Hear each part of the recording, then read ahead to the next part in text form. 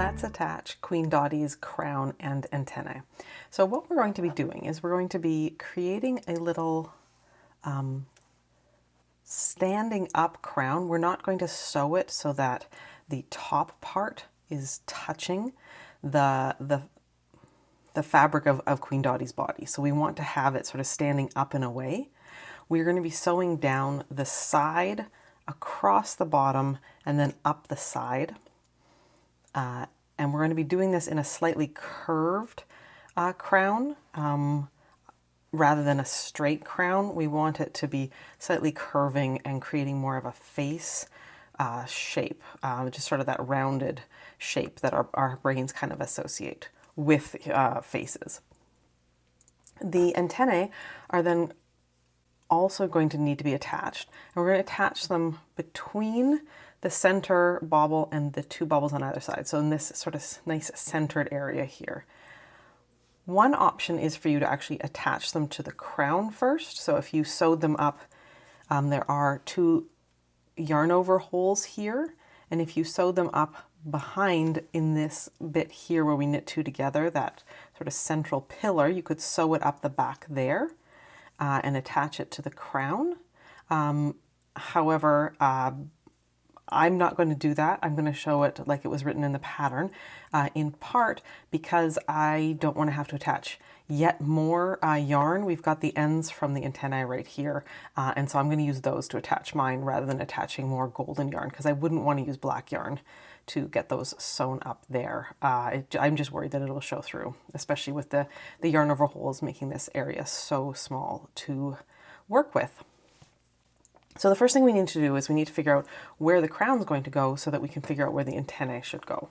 So to do this, what I'm going to do is find the center of our wing split that we duplicate stitched.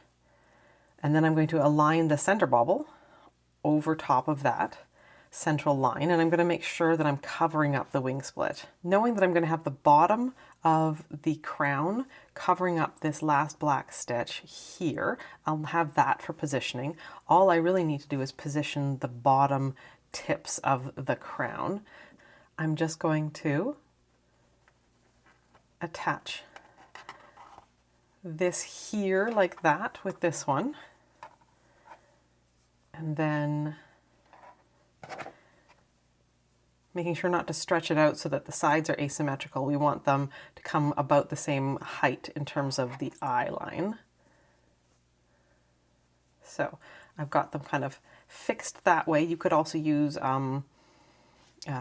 removable stitch markers if you prefer. This is nice and visual for the camera. All right, so knowing that, now what we can do is we can figure out the placement of our antennae. So they are going to be sewn down in line with the line of the height of the duplicate stitch. So we don't want them to become lower because then they would show beneath the crown. Now you don't have to have the crown pinned on this whole time. You could just figure out roughly where you want it to be and then do it in line with this, and that might obviously be an easier thing to do. So moving the crown down so that it is away from where I'm working, I'm just going to make sure that I am the same number of stitches to the side. Here I am 1, 2 plain stitches, so we got 1, 2, and then I will attach here to the third.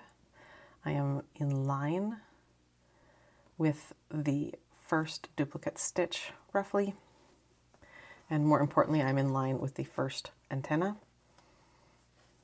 You can see that, double check that there.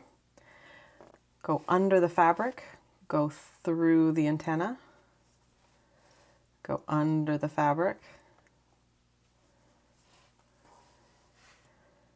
Those baubles just want to catch every end, don't they? And now you can knot it.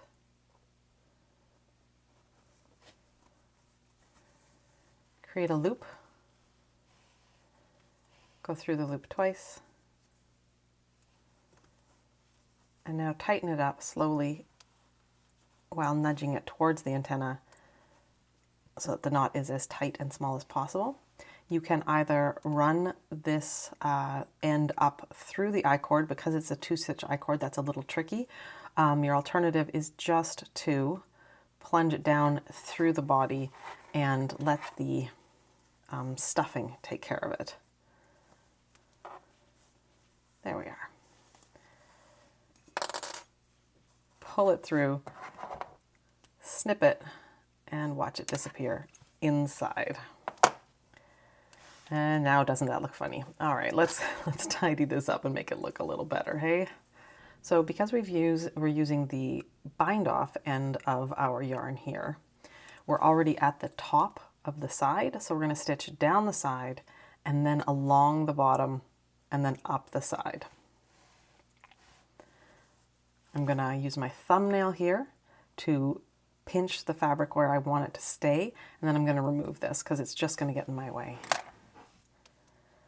All right, so I have two choices. I can whip stitch, which is to go around and around from the edge of the fabric. So pulling some from the fabric and going through the crown and just going again and again like that. So that's one option. So that would look like this. I really like that method because it means I can put the stitches as close or as far away from each other as I want, whereas I find if I do the other option, which is a running stitch, which is sort of like go down and then up and then down and up, I'm sort of constrained by the amount the fabric is willing to go with me, whereas the whip stitch is really nice and tidy and also very easy to control exactly where my stitches are ending up. Remembering that we want to make sure that we cover up the antenna on here and the duplicate stitch and the antenna there. So we're going to hold it with our thumb to make sure that we're not ending up anywhere we don't mean to. We can now just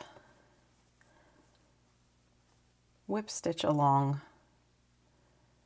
delicately. You always have to make sure you're going through the fabric of the body and not just thinking you are, but actually making sure you are, and just catching a little bit of the crown here. If this worries you in terms of how visible it might be, or you feel like your whip stitch isn't invisible enough, then do the running stitch. There's nothing wrong with either method. So that would look more like this. If we were going to do the running stitch, we would go down and come up. And if you are careful with how you do it, you can use the shape of the garter stitches to hide your stitching thread.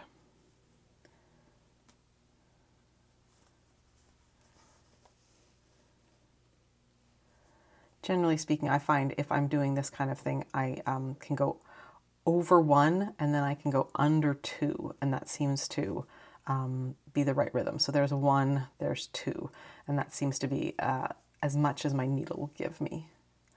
So I will go over one right here, and then I will come up 2 stitches over.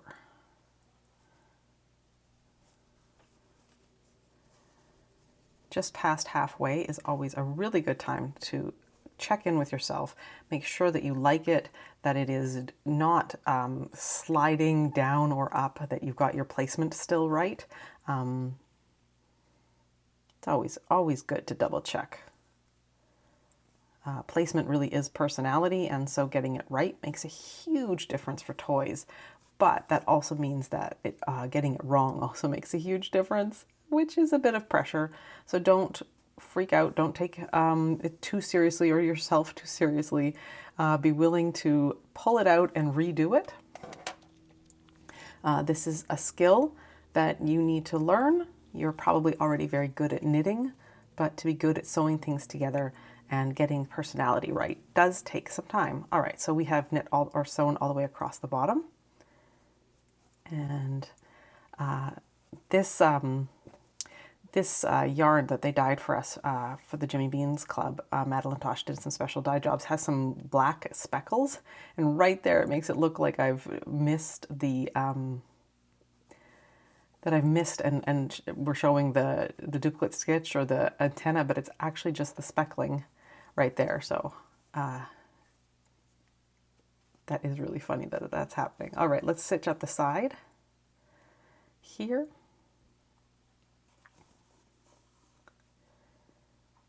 almost running out of an end. It's going to make knotting interesting, but I will be fine. I am clever and good at fudging, as you either are or will be. All right, so you can see here, the crown stands up, and then we can plop the antenna forwards and have fun with that. Like I said, if you wanted to attach those to the crown, that's definitely something you could do. You could even take a little bit of fabric glue and glue them down if you're looking for a way to do it that won't show through the front and also not involve weaving in more ends.